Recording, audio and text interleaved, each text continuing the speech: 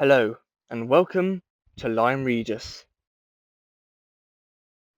Made famous in the early 1800s by Mary Anning, Lyme Regis has become renowned for its fossils, such as the Ammonite pavement, plesiosaurs, and ichthyosaurs.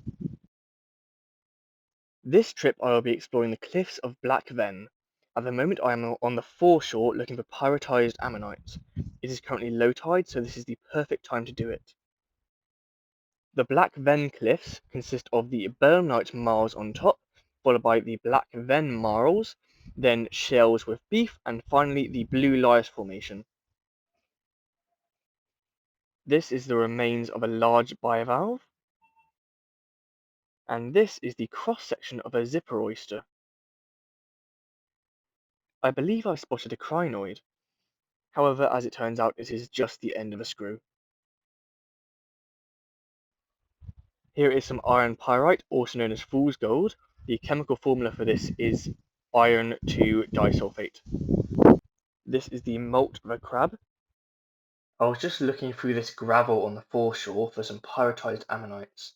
And as you can see, there are lots of pieces of metal and ceramics from the Victorian bottle dump and landfill. And I happened across this. This is a pyritized ammonite of the species Promicroceras planicosta. Initially, I picked this up thinking it was a piece of fossilized wood, but as it turns out, it was just some mudstone. I'm just near where I found the pyritized ammonite, and I've come across this large bivalve. I'm unfamiliar with the species and unfortunately cannot extract it due to it being underneath some large boulders. I think I have just found some more pyritized ammonites. However, they are absolutely minute.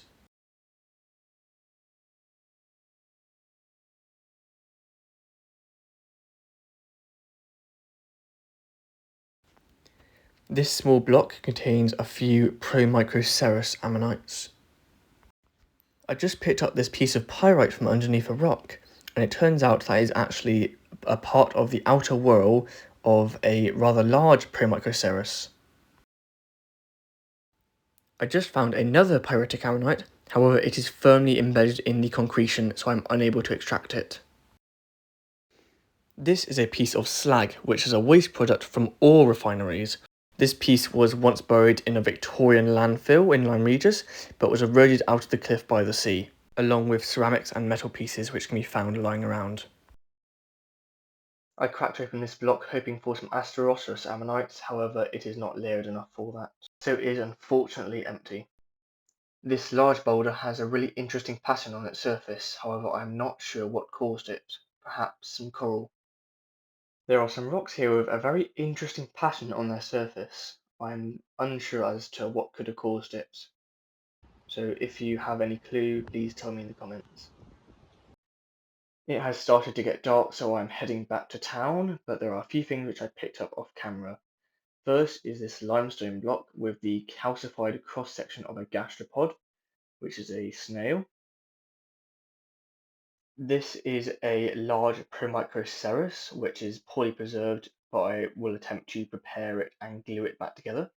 And this is really interesting. At first I thought it was a coprolite on a piece of slate due to its shape, but as it turns out it was actually a bit of cement on top of a roof tile. This is what you would call a pseudo-fossil, something that is not a fossil but can be mistaken as one.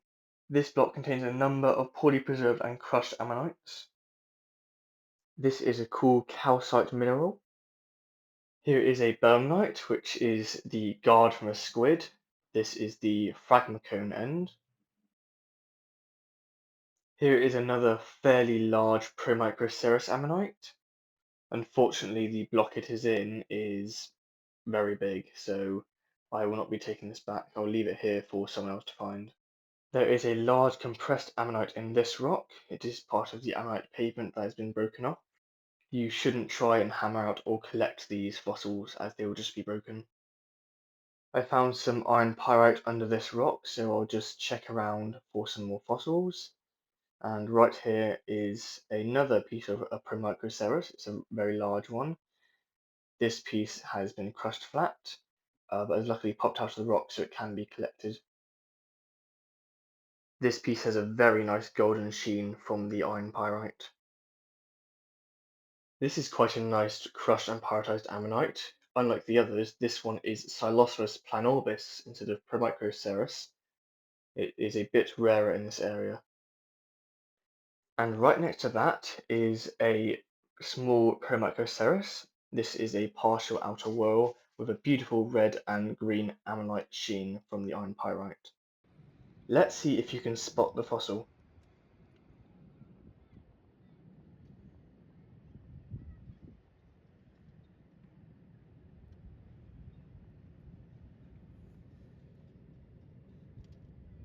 This is a baby Promicroceras.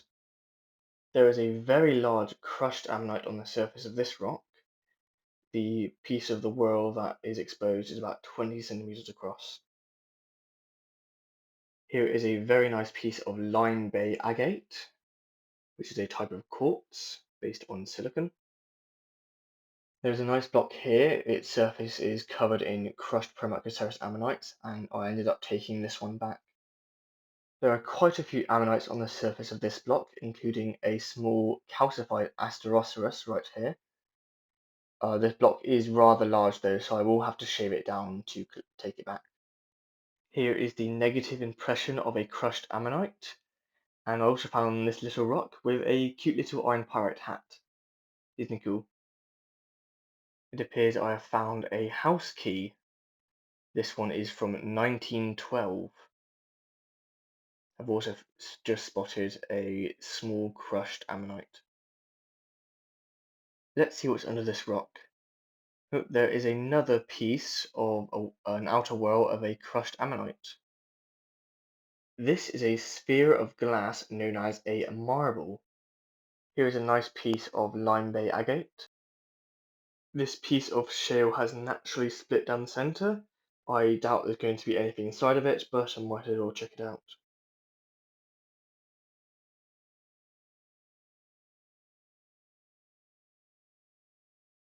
And yet, it is totally empty, apart from some sand.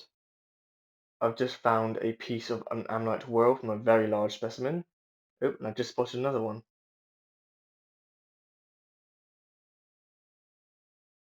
This rock has some very interesting patterning. These lines are the tunnels left by borer worms which live inside of the rock. This used to be an ammonite, but it is completely covered in iron pyrite. Here is a heavily pyritized piece of an ammonite whorl and a broken and badly eroded scallop fossil. This is a calcite crystal vein, and this is a free iPhone. You will never guess it, but this is another pyritized ammonite piece, although this one is very badly eroded, so I will not be taking it. Here is an ammonite just starting to be exposed by the sea. These blocks are absolutely full of calcified Asteroceras ammonites. Here are a few more of those Asteroceras blocks.